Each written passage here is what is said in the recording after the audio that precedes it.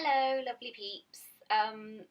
I am aware that I haven't done a vlog for a couple of weeks, maybe even a month. No, it can't be a month. Maybe it is a month.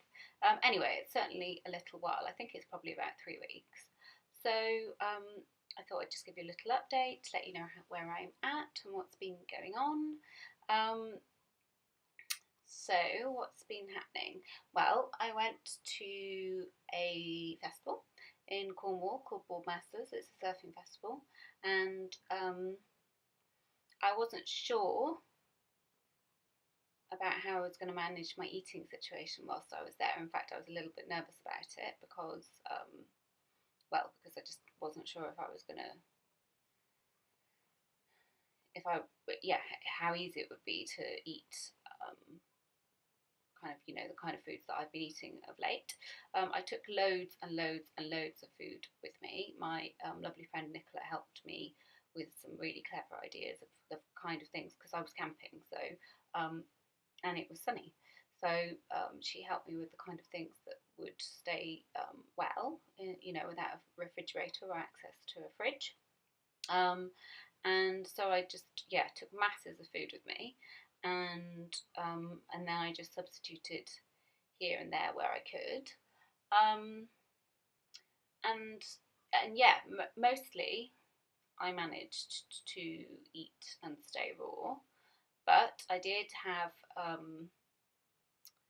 probably maybe 3 meals that were cooked whilst I was there, and they were mostly pulses, although I did have a bit of rice at one point as well, but they were mostly pulses. And interesting, my blood sugars were okay with that, so that was just really interesting, and I was pleased to see that. And the festival itself, I had great fun and did lots of dancing, and dancing definitely had a fantastic effect on my blood sugars. And by and large, during that week, my blood sugars were pretty stable, I would say. In fact, they were really quite good. I did, just before I went to the festival, I started using a supplement called konjac root or konjac fibre, which I'm still playing around with. I'm not really sure whether it's suitable for long-term use, but I think it definitely helped bumper some of the meals that I had. I think it helped bumper the carbs in it. Basically, konjac root is a soluble fibre, and so if you take it, then it causes a kind of jelly, really, in your stomach, which means that it slows the absorption of anything that you eat after that. So if you're eating something high carb after that, then it slows the glucose absorption into your system, which sounds fantastic. I'm slightly concerned that it's a bit too good to be true. In terms of, I guess my concerns would be that if it's slowing the absorption of the glucose, then maybe it's slowing the absorption, or perhaps even blocking the absorption of obviously the good nutrients that are in the food as well. So I'm not sure about it, but it definitely works for having cheat meals, I guess. So yes, whilst I was at the festival, my blood sugars were great, really pleased, and my energy levels were okay. I was quite careful to kind of manage them, but I definitely had a good dance, and enjoyed the festival too. That was great. On the day that I was leaving, I started to feel really quite run down, but I was like, it'll be fine. I'll just get home and get some rest. And and I basically came home and had a really, really good night's sleep. Woke up the next day and I thought I was great and kind of got up and got on with things. And then I went to a yoga class. That's it. I went to a yoga class with my mum, and I came home from the yoga class and thought, oh my gosh, I felt like I'd really been hit by a truck. And so I thought, okay, I'll just rest, and then basically felt really, the cat just jumped off me. Yeah, basically just felt really not great. And it took me about a week to recover from that. I had, well, various ailments really, but yeah, it probably took me about a week to recover from that. So that was a little bit disappointing. I do get a bit frustrated that there's lots that I want to do, that I mentally want to do, but my body doesn't always want to go along with that. And yeah, so it's a bit frustrating, but then, you know, I just kind of have to roll with that, and at least I'm lucky enough that if I need to take more rest, I can. So I just kind of have to look at it from that perspective. However, it did get me kind of thinking again about wanting to just try some variations on my current diet, because although the high fat thing, you know, I'm high fat raw vegan, and although it's working in terms of, it's pretty much the only thing that has caused me to lose any weight, and my weight loss has remained steady and consistent, and it also keeps my blood sugars pretty reasonable. I mean, they go up and down a bit, but by and large it keeps them reasonable. And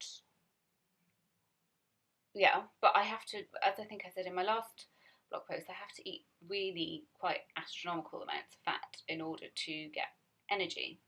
And as I've just discussed, it's not, even that is not necessarily, I'm not that energized. And I think that this might be partly to do with the fact that high fat takes a long time for your body to digest, and whilst your body's busy digesting, then that takes energy out of your system. And then I'm also kind of learning more about how fat affects the cells as well. And you know, I'm not going to talk too much about that because it's divided again. You know, some people say that because I'm basically on what's called a ketogenic diet, and some people say that that's really fantastic for you. You know, to be in a slightly ketogenic diet, and other people say that it's really damaging for your health in terms of it puts the body in an acidic state. It the cells are not nourished in the way that they might otherwise be, etc, etc. So I'm kind of exploring more around that, and also trying to explore more around the idea of fruit, because I don't have fruit at all at the moment, but it's another thing that keeps on appearing for me. So as I've sort of continuously said, I'm open to learning about any different styles that are out there, and so now's the time for me to learn a bit more about that. But as I said, I'm not going to say an awful lot more about that until I'm a bit further with my experimentation. I'm lucky that I've got somebody who can support me whilst I learn more about that, so I'm really grateful for that opportunity, which I'll also possibly share with you further down the line. But yeah, I think that's it mostly. I've noticed that since the weather's gotten slightly cooler. We've still got good weather in the UK, but it's a little bit cooler. I guess it's thinking about heading into autumn, which I'm sad about, but there we go. And as the weather is getting slightly cooler, I'm noticing that raw food is seemingly making me feel really cold.